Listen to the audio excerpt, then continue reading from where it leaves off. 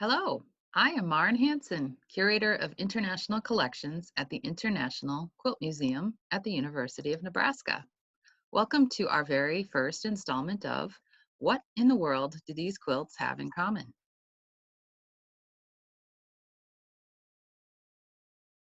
Our first quilt is this piece from the state of Maharashtra in India. It is an early 21st century quilt, not very old, very colorful, very stripy. Take a look at those amazing triangles inserted into the binding around the edge. Here in the United States, we might call those prairie points. Very impressive.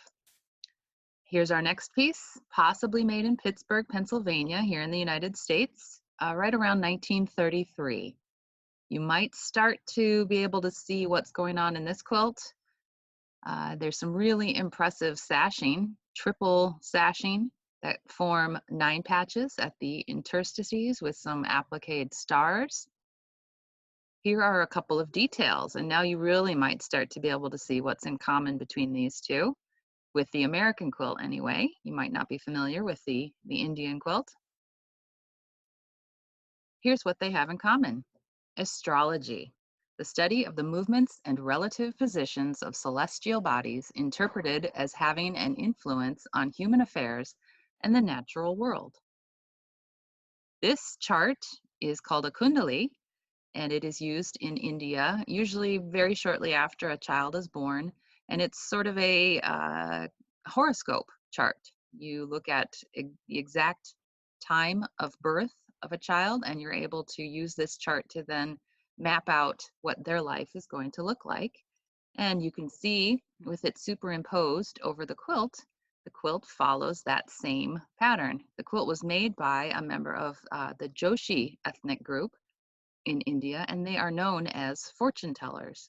And they often travel from tourist location to tourist location telling fortunes for people for a fee. And that's how they make their living.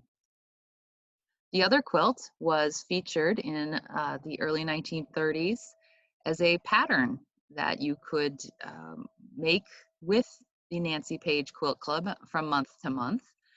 And it was called the Old Almanac Quilt. And it actually gave every single zodiac sign. Nancy Page was pseudonymous. That was not her real name. Her name was Florence LeGank, but she was a very well-known pattern designer of the time.